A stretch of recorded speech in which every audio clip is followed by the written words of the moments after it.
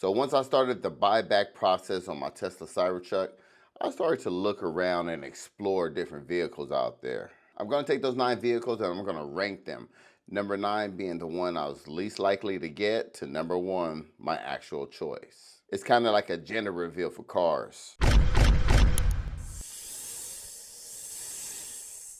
All right, number 9, the Chevy Silverado EV. And I know some of you are going to be surprised about hearing this as number 9, but let me tell you why. I did check out the GMC Sierra Denali EV, and I really liked it. So I didn't really test out this Chevy. I went and checked it out twice. I drove in a lot a couple times, and this was after I checked out the Sierra. So I looked at the Silverado and I said, I know what to expect from this. The reason it's number 9 is because I'm just going to be real with you. I didn't actually drive it, so it can't be placed higher than these other vehicles. Number 8, Audi e-tron Q4. I was never a fan of Audi at all, but I've always heard about e-trons and always heard good things about e-trons. People I've known said they want to get an e-tron before they even tried it, right? So it's something about Audi, but what I didn't like about it was it didn't feel luxurious at all. Now, it was pretty basic. It was pretty boring. Nothing stood out. It was slow. Actually, the best part of the car, the puddle lights. Like, they're bright, they're cool, they stand out. But I didn't like this vehicle at all. And nothing against, any Audi drivers out there, but this one wasn't for me. Number 7, the BMW i4. Now, this is a little higher on the list or lower on the list. Higher, lower.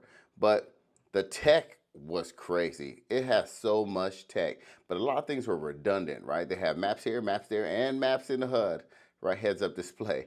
They will have so many different ways of accessing the same things, and some people might like that, but I didn't really like that. But I did love the way it felt. It was a smaller vehicle, right? But I love the way it felt. I love the way it drove. It was pretty fun to drive around. And it did look pretty cool on the interior, but like I said, it was just too much going on, if that's the thing. It's not a bad choice, but the reason I wouldn't get it is because of the price. And that's for the smallest compact sedan. The i4 was starting at $54,000. So that was too expensive for what you get. Number 6 was the Mercedes EQS SUV. Now again, these are completely different from the Cybertruck, but I wanted to see what luxury felt like, because people always knock Tesla for their luxurious premium feel. So I wanted to see what it looked like. And the BMW did feel good. The Audi, not at all. But the EQS, oh my, it is beautiful. You felt elegant. You felt premium. You felt like you wanted to open up some Grey Poupon and just, it was nice in there, right? The detail. Mercedes is known for that, but I've never driven a Mercedes. I've never had a Mercedes. I've been in them, but this one's $100,000, right? And it's a big SUV. Even though it's a 5-seater, it's plenty of room in there.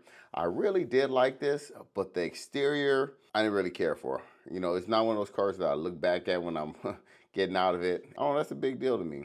But the interior was great. It did have CarPlay, and the driver assist is similar to BMW's. It didn't do much, it just assisted, but it's nice to have. But overall, this one surprised me. Number 5, while the Cybertruck was in the shop, in the service center, they gave me a loaner, and they gave me a Model S Plaid. So I was like, this is pretty cool. So I actually thought about getting a Model S Plaid, and it was fun to drive. It was a 2023, the one I had, and it looked nice on the interior. It had a yoke, and I actually had 2 of them. I had one with a yoke, one without a yoke.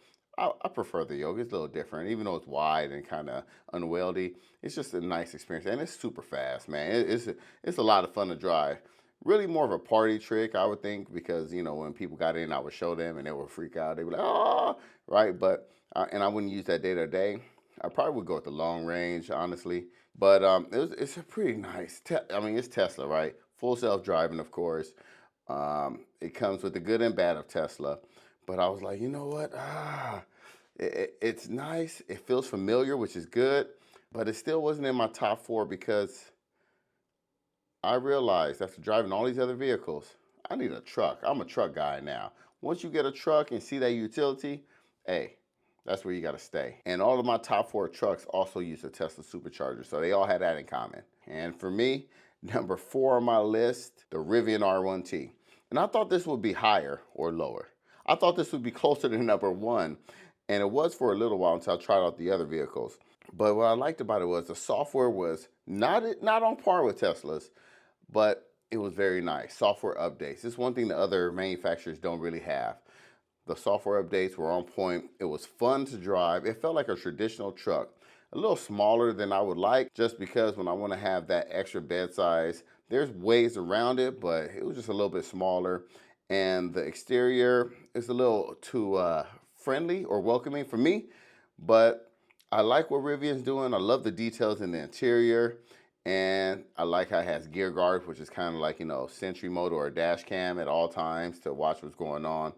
But the Rivian R1T is pretty nice. Now, I even looked at the R1S, but I didn't get in it. I didn't try it out. My homeboy has an R1S, and I think if I had the choice between the R1T and the R1S, I'd probably get the R1S. But that was number 4, surprisingly, because number 3, the GMC Hummer EV. Now, this has always been on my my guilty pleasure list, and I did try it out for a weekend. The Hummer was big. It made a statement. It was bold. It wasn't very efficient, and I think that was the #1 reason why I didn't get it. I mean, people say, who wants an efficient Hummer? I mean, it would be nice, right? It would be cool, but it's big, man, and it was a lot of fun to drive. It was cool to remove the top panels so that the wind could blow in our hair, but it was kind of a pain taking it down and putting it back up. But I love the size of it. I love the way it felt driving. It does have the rear wheel steering. It has crab walk. I didn't even use it in those 3 days. Did I use it? I think I did test it. I didn't record it though. I tested it for a minute. I was like, all right, then. Yeah, whatever. It has lots of cameras. A lot of people say I'm a Hummer guy and the Hummer fit me, but I didn't. There's a couple things that the other vehicles had that really made it stand out to me. But that Hummer, I wouldn't be mad at it. I wouldn't be mad if I had that one. Number 2 on my list, the GMC Sierra Denali EV. Now, there's lots of reasons why I love this one. It has the multi-function tailgate, just like the Hummer does, but this one's a little more nicer, right? A larger bed. It has that mid-gate that you can remove. That I don't know how I would use it, but it's cool to have. But to me, what I really, really liked was the in-cabin experience. I mean, I love the way it looks from the outside, right? It looks like a mean truck. It looks like a big truck. It looks like a standard truck, but it's nice looking. But once you get inside, it does feel premium. It has a nice stitching. It has a nice sound system, huge screen, no Apple CarPlay or Android Auto, but Tesla doesn't have that either. But I'm more worried about the software updates. Will they update it at all? I mean, I had a Chevy Bolt for 3 years and they didn't update it at all. So I don't think they're going to get any updates to this, which is okay. But I really like, I forgot to mention this on the Hummer too. I really love the Super Cruise. It worked really, really well. Probably second. It actually worked better than Rivian's autopilot assisted driving system. So I love the Super Cruise, but the GMC felt good. And it was a big, heavy vehicle. And something that really surprised me was the back seat. It was huge. Plenty of room in the back seat. I know my kids, they're growing. They're going to keep on growing, and they'll be more comfortable back there. But oh man, I kept looking at the prices of this and hoping for it to just hit the right mark for me, and it came close. And they're in the 2025, they're coming out with a $90,000 model and with 360 miles of range. And that's the other thing, the range is crazy, right? You can get up to 460. It was so close. It was really neck and neck between this and my #1. Even though the first model gave me a lot of trouble, you guys already know I'm a Cybertruck guy. You already know that, right? And you might be thinking, oh my goodness, how can you do it again? Well, I can't believe you. You know what? I'm hoping this one's a little different. I'm picking it up tomorrow. I'm going to inspect it from head to toe. But what gives me confidence is if I have these issues, Tesla will repurchase it, hopefully, like they did the first one. So I have confidence in that to buy another one. And it's just so many nice things about the Cybertruck that I love. It feels like a sports vehicle, and I love the look of it, man. I mean, when I first saw that, even when I see them on the road now, I'm like, dang, I love it. I love it. So I did purchase another Cybertruck, and I'm picking it up tomorrow, and I can't wait. And it's, plenty of videos to come. I do want to say a special shout out to all my viewers and my subscribers. I hit 20K, but the thing is that when you read my comments, you have people that come at me, people take shots, but a lot of you have sensible replies, even about this, like get another Cybertruck because you did love it. And Yes, one does not define all of them, right? Just because you have problems with one doesn't mean you're gonna have problems with all of them. And they talk about all the pros, and they understand I'm not just doing this for clicks, right? They understand, they can see that I really do care, but I am objective. I tell you what I like, I tell you what I don't like. There's people that make videos that only talk about the good, there's people that make videos that only talk about the bad, and I'm just being honest with my assessment, my experience. And people see that, and I really want to give a shout out to all of you guys for supporting me and understanding that, I'm just being real with everything, and I can't do this without y'all. Hey, thanks for watching. I appreciate every single one of you, and don't forget, Cobra told you. All right, y'all.